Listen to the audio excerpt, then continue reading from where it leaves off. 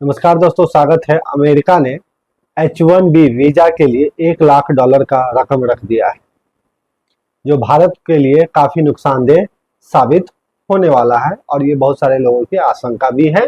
लेकिन इसके साथ साथ बहुत सारे लोग इस कदम से भारत के पक्ष में बोलते हुए कह रहे हैं कि ये भारत के लिए बहुत ही लाभदायक साबित हो सकता है। तो देखते हैं आगे क्या होता है। तो पहले ये समझते हैं, ये जो $1 लाख रखा गया है, ये किसके लिए एप्लीकेबल है नहीं। तो ये जो H1B, इसके बारे में भी बात करेंगे। जो H1B वीजा क्या होता है नहीं होता है वो इसके बाद आएंगे। ये H1B वीजा जो है, इस पे $1 लाख रकम रखा गया है। जब आप H1B वीजा अप्लाई करेंगे तब आपको ये रकम देना होगा और ये सिर्फ और सिर्फ न्यू एप्लीकेशन वालों के लिए होगा। पुराने एप्लीकेशन, जो पुराने H1B वीजा होल्डर हैं उनके लिए ये नहीं लागू है और जो रिन्यूअल करने वाले हैं उनके लिए भी ये लागू नहीं होगा। ये सिर्फ और सिर्फ न्यू एप्लीकेशन जो H1B वीजा के लिए होगा उस पर ये एप्लीकेबल होगा, किसी दूसरे पर एप्लीकेबल नहीं होगा।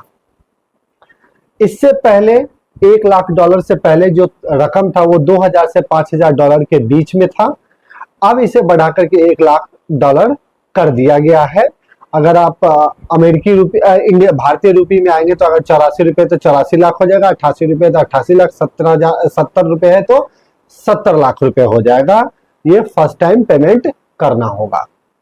तो ये तो बात एक न्यूज है। अब आते हैं ये H1B वीजा होता क्या है।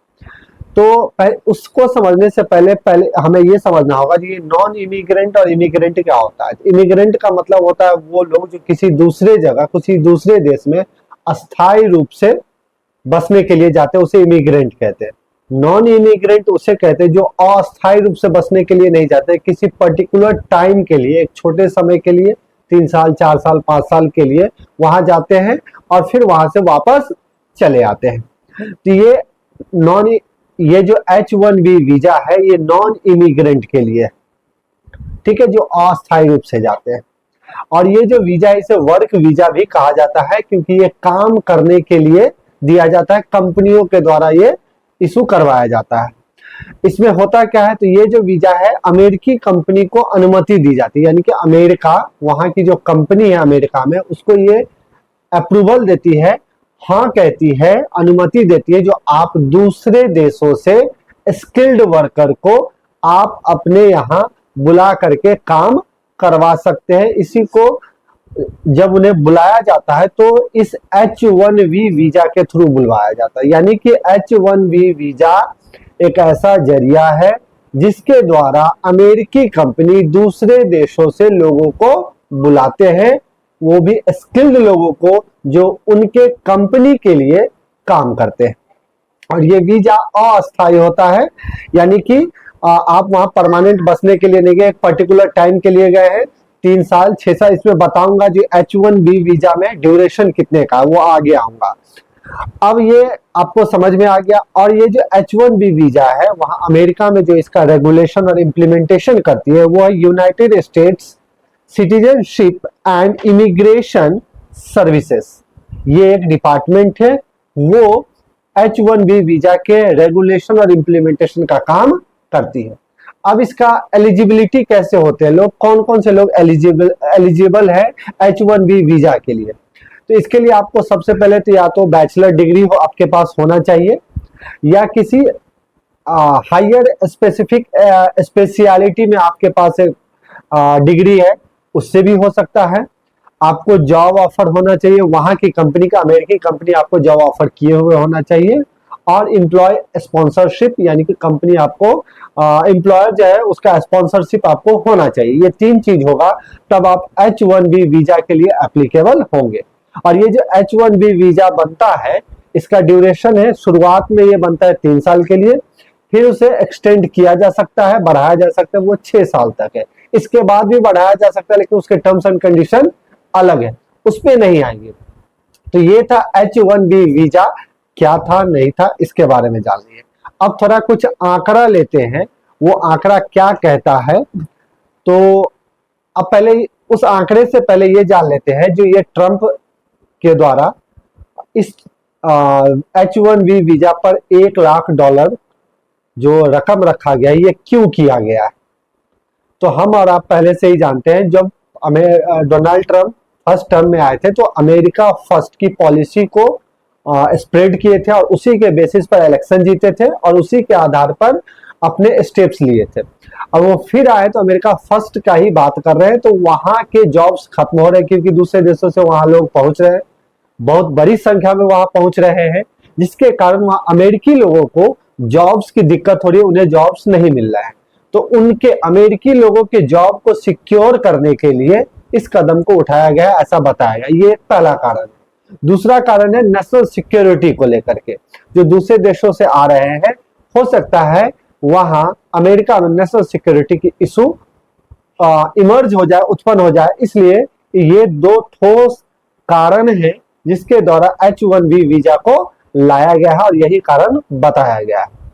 अब मैं आपको एक दो आंकड़ा देता हूं, जो H1B वीजा जो अप्लाई किया जाता है उसमें सबसे ज्यादा किस देश के लोग अप्रूव्ड होते हैं। तो ये 2024 का रिपोर्ट है, ये हिंदुस्तान टाइम्स का एक आप ऊपर में न्यूज क्लिप देख रहे होंगे, उसी से ये आंकड़ा लिया गया है। उस आंकड़े में क्या कह रहा है, तो उस आंकड़े को समझते हैं। तो टोटल H1B वीजा जो अप्लाई होता है और उसमें जो अप्रूवल किया जाता है, उसमें से 71% जो अप्रूवल आता है वो किस कंट्री को जाता है, वो भारत के, यानी भारत के लोग, यानी 100 लोग अगर अप्रूव होते हैं तो उसमें से 71 लोग भारतीय होते हैं। यानी कि टोटल नंबर ऑफ अप्रूवल जो H1B वीजा के लिए होता है उसमें 71% भारतीय होते हैं।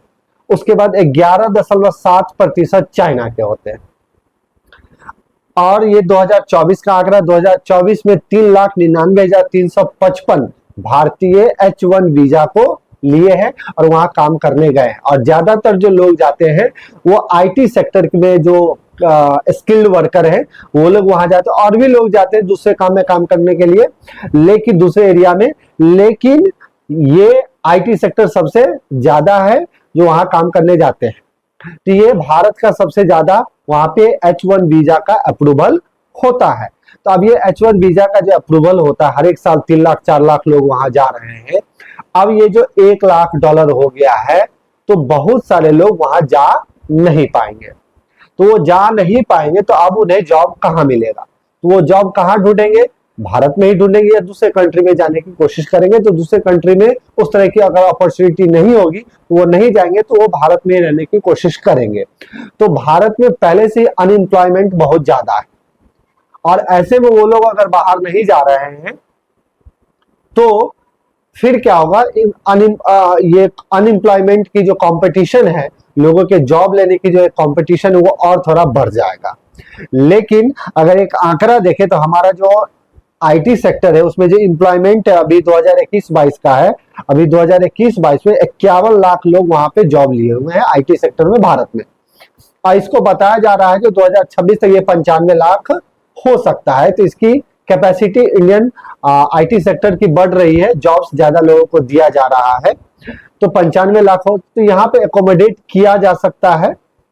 लेकिन जो यहाँ पहले से हैं, कुछ स्किल्ड वर्कर्स हैं IT सेक्टर में, जो दूसरे अमेरिका में नहीं जा रहे हैं, दूसरे देश में नहीं जा रहे हैं, और जो जा रहे थे वो नहीं जा पाएंगे, तो फिर इनका क्या होगा जो नहीं जा रहे थे? और साथ ही साथ जो लोग वहां जाते हैं, वहां से फॉरेन एक्सचेंज जो ले करके आते हैं, उसमें भी कमी होगी। तो ये कुछ एप्रीहेंशंस बताए जा रहे हैं, लेकिन कुछ लोगों का कहना है जो अगर वो लोग वहां नहीं जाएंगे तो हमारे देश में टैलेंट रुकेगा, और टैलेंट जैसे ही रुकेगा तो हमारा IT सेक्टर और ज्यादा बूस्ट करेगा और हमारा अपना डेवलपमेंट होगा, और हम जो आत्मनिर्भर भारत की जो बात कर रहे हैं वो आत्मनिर्भर भारत आगे बढ़ सकती है। इन सब बातों की भी चर्चा हो रही है, लेकिन ये कितना सार्थक सिद्ध होगा, या आने वाले समय में H1 वीजा को लेकर के फिर से कोई चेंज किया जाएगा, ये देखने वाली बात होगी।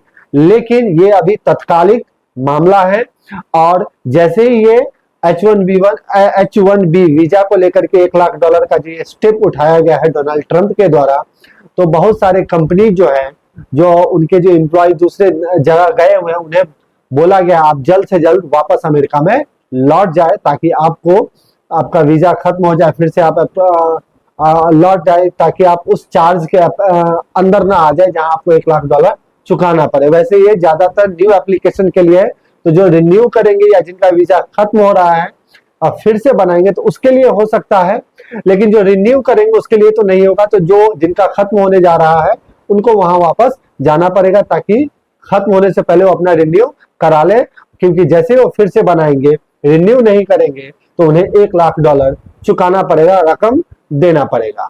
तो ये था। और इस H1B वीजा को लेकर के कुछ और भी बातें हो रही हैं।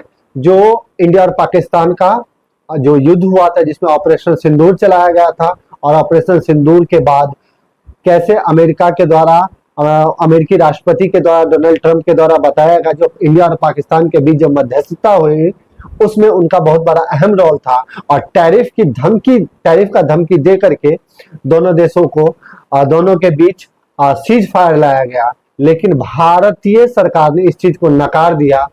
और जैसे ये नकारा तो उसके बाद हमारे देश पर 51% का टैरिफ लगाया गया। अब ये दूसरा कदम है। तो ये इस तरीके से भी देखा जा रहा है, जो पाकिस्तान भारत के पक्ष में ये कदम नहीं आ रहा है। भारत के अगेंस्ट में कुछ स्टेप्स लिए जा रहे हैं फॉरेन रिलेशन में, ऐसा समझा जा रहा है।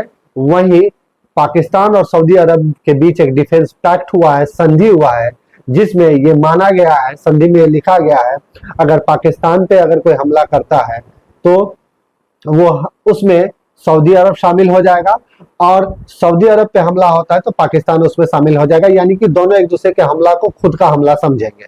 इस तरीके का एक संधि हुआ है जो भारत के पक्ष में नहीं है।